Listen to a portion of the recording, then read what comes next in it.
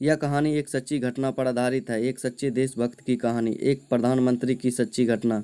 वह व्यक्ति बहुत वीर था। करीब 94 वर्ष की उसकी उम्र रही होगी। किराए के मकान में पुराने बिस्तर, कुछ बर्तन, प्लास्टिक की बाल्टी और एक मग आदि उसके पास ज़रूरत के सामान थे। कुछ समय के बाद उसके पास किराए देने के भी पैसे नहीं बचने लगे। एक दिन मकान मालिक उसे उसके सामान के साथ बाहर निकाल दिया। उस वृद्ध ने किराए देने के लिए कुछ दिनों की मोहलत मांगी, लेकिन मकान मालिक ने एक नहीं सुनी। आखिर पड़ोसियों को उस वृद्ध पर दया आई और उन्होंने मकान मालिक से अनुरोध किया कि उसे कुछ समय दे दो। मकान मालिक ने सभी के कहने पर उसे कुछ समय के लिए और रहने की मोहलत दे दी। वृद्ध खुश होकर फिर से अपना सामान अंदर ले गया। उस दौरान रास्ते से गुजर रहा एक पत्रकार रुककर यह नज़ारा देख रहा था। उसने सोचा कि यह तो हद हो गई, इस घटना को तो अखबार में छापना चाहिए। उसने शीर्षक भी सोच लिया, क्रूर मकान मालिक बूढ़े को पैसे के लिए किराए के घर से बाहर निकाल देता है। फिर उसने किराएदार वृद्ध की और किराए के घर की कुछ फ़ोटो भी ले ली। यह खबर लेकर वह अपने दफ्तर में पहुंचा और इस घटना के बारे में अखबार के मालिक को बताया। मालिक फ़ोटो देखकर हैरान रह गया और उसने पत्रकार से पूछा, क्या तुम इस बूढ़े किराएदार को जानते हो? पत्रकार ने कहा, नहीं। इसके बाद अगले दिन अखबार के फ्रंट पेज पर बड़ी खबर छपी, जिसका शीर्षक था, भारत के पूर्व प्रधानमंत्री गुलजारी लाल नंदा एक दयनीय जीवन जी रहे हैं।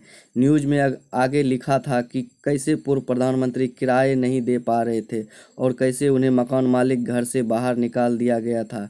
टिप्पणी की थी कि एक व्यक्ति जो 2 बार पूर्व प्रधानमंत्री रह चुके हैं और लंबे समय तक केंद्र मंत्री भी रहे हैं, उसके पास अपना खुद का घर भी नहीं है।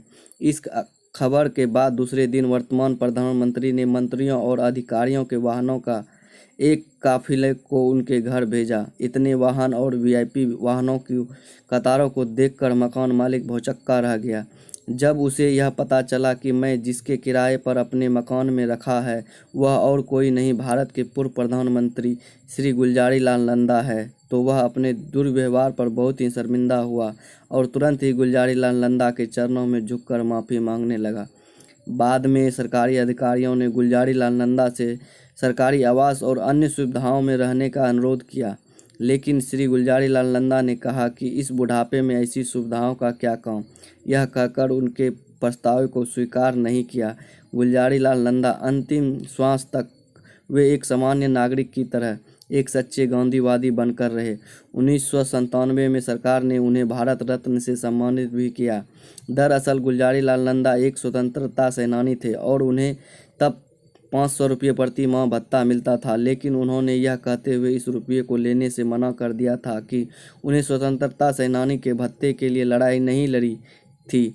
बाद में मंत्रियों ने उन्हें यह स्वीकार करने के लिए विश्वास कर दिया, यह कहते हुए कि उनके पास इनके अलावा धन का अन्य कोई स्रोत नहीं है। इसी रुपयों से वह अपनी किराए देकर गुजारा करते थे। जय हिंद।